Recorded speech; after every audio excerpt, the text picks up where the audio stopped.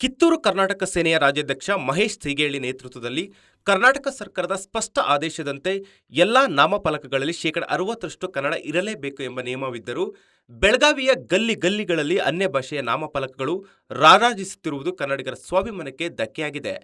ಬೆಳಗಾವಿಯ ಅಂಗಡಿ ಮುಗ್ಗಟ್ಟುಗಳು, ಖಾಸಗಿ ಶಾಲೆಗಳು, ಕೈಗಾರಿಕಾ ಕೇಂದ್ರಗಳು, ಮಲ್ಟಿ ಸ್ಪೆಷಾಲಿಟಿ ಆಸ್ಪತ್ರೆಗಳು ಹಾಗೂ ಸಚಿವರು ಶಾಸಕರ ಬೆಂಬಲಿಗರ ಬ್ಯಾನರ್ಗಳಲ್ಲಿ ಕನ್ನಡಮಯವಾಗಿದೆ. ಮಹಾನಗರ ಪಾಲಿಕೆ ಅಧಿಕಾರಿಗಳು ನಗರದ ಎಲ್ಲ ವ್ಯಾಪಾರಸ್ಥರಿಗೆ ಮತ್ತು ಸಂಸ್ಥೆಗಳಿಗೆ ಕನ್ನಡ ನಾಮಫಲಕ ಅಳವಡಿಸಲು ಕಟ್ಟುನಿಟ್ಟಿನ ಸೂಚನೆ ನೀಡಬೇಕು. ಶೇಕಡ 60ರಷ್ಟು ಕನ್ನಡ ಕಡ್ಡಾಯ ಮಾಡಬೇಕು. ಎಲ್ಲ ಖಾಸಗಿ ಶಾಲಾ ಕಾಲೇಜುಗಳು, ಆಸ್ಪತ್ರೆಗಳು ಮತ್ತು ಕಾರ್ಖಾನೆಗಳ ನಾಮಫಲಕಗಳಲ್ಲಿ ಕನ್ನಡವೇ ಪ್ರಮುಖವಾಗಿರಬೇಕು ಎಂದು ಒತ್ತಾಯಿಸಿದರು.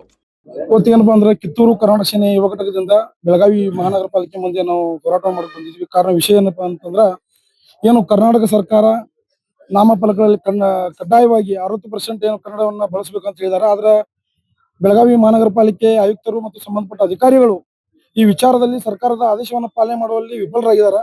ಯಾಕಂದ್ರ ತಾವು ನೋಡ್ಬೋದು ಬೆಳಗಾವಿ ಗಡಿಭಾಗದಲ್ಲಿ ಯಾವ ರೀತಿ ಕನ್ನಡ ಹಾಗೂ ಅನ್ಯ ಭಾಷೆಗಳ ಮಧ್ಯದಲ್ಲಿ ಯಾವ ರೀತಿ ಸಮಸ್ಯೆಗಳು ಉಂಟಾಗ್ತಾ ಇದಾವ.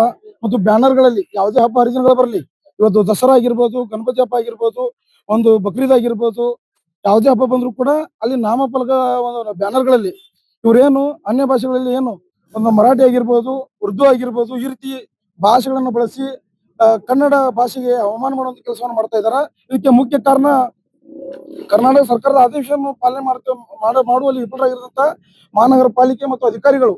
ಯಾಕಂದ್ರ ಇವರು ಏನು ಕಸ ವಿಲೇವಾರಿ ಮಾಡಿದಾಗ ಆ ಸ್ಥಳಕ್ಕೆ ಹೋಗಿ ದಂಡವನ್ನು ವಿಧಿಸುವಂತ ಕೆಲಸವನ್ನ ಮಹಾನಗರ ಪಾಲಿಕೆ ಅಧಿಕಾರಿಗಳು ಮಾಡ್ತಾರ. ಆದ್ರ ಅನ್ಯ ಭಾಷೆಗಳನ್ನು ನಾಮಫಲಕಗಳಲ್ಲಿ ಏನು ಬಳಸ್ತಾ ಇದಾರ, ಈ ವಿಚಾರವಾಗಿ ಆ ಬ್ಯಾನರ್ಗಳಿಗೆ ದಂಡವನ್ನು ವಿಧಿಸಿ ಅವ್ರ ಮೇಲೆ ಕಟ್ಟುನಿಟ್ಟಿನ ಕ್ರಮ ಕೈಗೊಳ್ಳುವಲ್ಲಿ ಮಹಾನಗರ ಪಾಲಿಕೆ ಅಧಿಕಾರಿಗಳು ಸೋತೋಗಿದಾರ.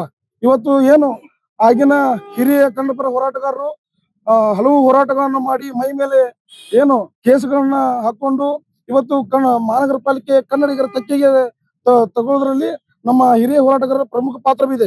ಆದ್ರ ಇಲ್ಲಿ ಮಹಾನಗರ ಪಾಲಿಕೆಯಲ್ಲಿ ಅಧಿಕಾರ ವಹಿಸುವಂತ ಈ ಅಧಿಕಾರಿಗಳು ಮಾತ್ರ ಕನ್ನಡಿಗರ ಪರವಾಗಿ ಕರ್ನಾಟಕ ಸರ್ಕಾರ ಪರವಾಗಿ ಇಲ್ಲ ಅನಿಸ್ತದೆ. ಯಾಕಂದ್ರೆ ತಾವು ನೋಡ್ಬೋದು ಮಹಾರಾಷ್ಟ್ರದಲ್ಲಿ ಹೋದ್ರೆ ನಾವು ಬ್ಯಾನರ್ಗಳಲ್ಲಿ ನಾಮಫಲಕ ಕಡ್ಡಾಯವಾಗಿ ಮರಾಠಿ ಭಾಷೆಗಳಲ್ಲಿ ನೋಡ್ತೀರಿ.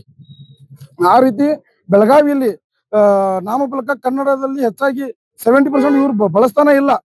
ಈ ರೀತಿಯಲ್ಲಿ ನೋಡಿದ್ರ ಇವರು ಮಹಾನಗರ ಪಾಲಿಕೆ ಅಧಿಕಾರಿಗಳು ಮಹಾರಾಷ್ಟ್ರ ಸರ್ಕಾರದ ಅಧೀನದಲ್ಲಿ ಕೆಲಸ ಮಾಡ್ತಾ ಇದಾರ ಅಥವಾ ನಮ್ಮ ಕರ್ನಾಟಕ ಸರ್ಕಾರದ ಸಂಬಳ ತಿಂತಾ ಇದಾರೆ ಅನ್ನೋದು ನಮ್ಗ ಬಹಳ ಸಂಶಯ ಕಾಡ್ತಾ ಇದೆ.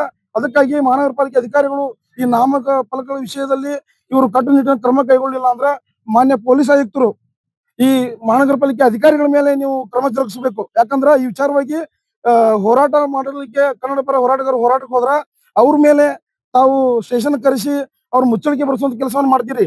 ಇದನ್ನ ನೋಡಿದ್ರೆ ನಮ್ಗ ಸ್ವಲ್ಪ ಏನ್ ಅನ್ಸದಂದ್ರೆ ನಾವು ನಮ್ಮ ನಾಡಿನಲ್ಲಿ ಇದೀವೋ ಅಥವಾ ಬೇರೆಯವ್ರ ನಾಡಿನಲ್ಲಿ ಇದೀವೋ, ಯಾವ ರೀತಿ ಈ ಆಡಳಿತ ನಡೀತಾ ಅನ್ನೋದ್ರ ಬಗ್ಗೆ ನಮ್ಗ ಏನೋ ಒಂಥರ ಮನಸ್ಸಿಗೆ ನೋವಾಗ್ತದ.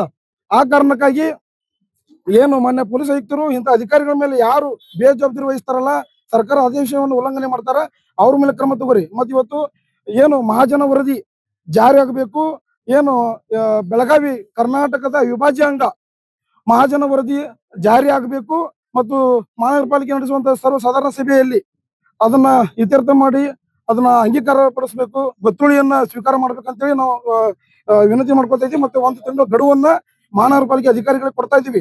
ಇವ್ರೇನಾದ್ರೂ ಮಹಾನಗರ ಪಾಲಿಕೆ ಅಧಿಕಾರಿಗಳು ಸಂಪೂರ್ಣವಾಗಿ ಕನ್ನಡಮಯ ಮಾಡಲಿಲ್ಲ ಅಂದ್ರ ನಾವು ಇದೇ ಮಹಾನಗರ ಪಾಲಿಕೆ ಮುಂದೆ ಟೆಂಟ್ ಹಾಕೋ ಮುಖಾಂತರ ನಿರಂತರ ಧರಣಿ ಸತ್ಯಾಗ್ರಹವನ್ನು ಮಾಡ್ತಾವ.